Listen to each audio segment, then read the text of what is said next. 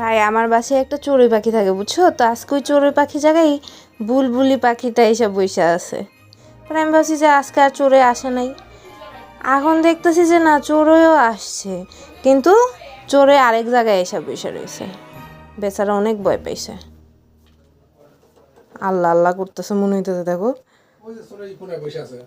হ্যাঁ চড়ুই তো অনেক আছে, চড়ুই দেখছি আমি কোন কোনায় আছে।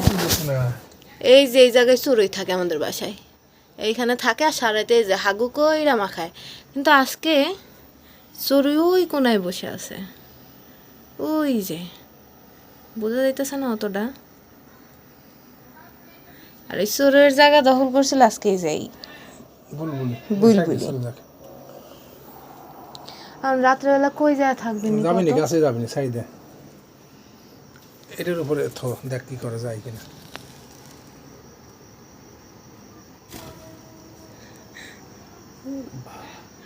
এ মনে হয় না সেই যাওয়া গেছে, ভাবছি আমি প্রাণ ফিরা পাইলাম বাবা, আর জীবনে আসবো না আমাকে বাসায়।